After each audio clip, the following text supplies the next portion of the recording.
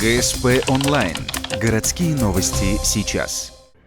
Получить титул мастера спорта международного класса в 57 лет вам такое по силам? А вот ухтинцу Валерию Акентьеву – да. Атлет на днях вернулся из Екатеринбурга. Там, в рамках «Золотого тигра», проходил чемпионат мира по версии Национальной ассоциации пауэрлифтинга. Порядка 2000 участников сражались за награды.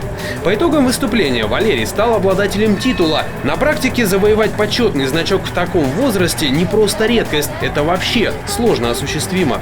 В шел давно, шел очень тяжело, мне это досталось.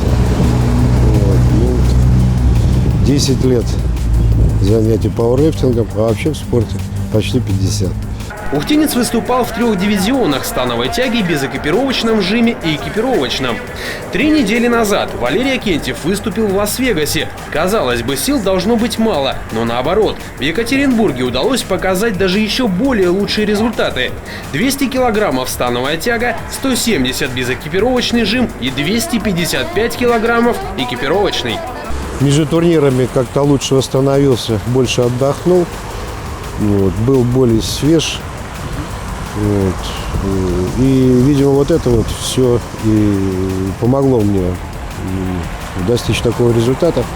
Вместе с атлетом выступил его воспитанник Андрей Габуев. В итоге на двоих у них 4 золотых медали и 1 бронзовая. Сейчас спортсмены восстанавливают силы. Уже 8 ноября новый старт – чемпионат мира в Португалии по версии Всемирного конгресса пауэрлифтинга. А затем, уже в апреле 2016-го, Арнольд Классик, Австралия.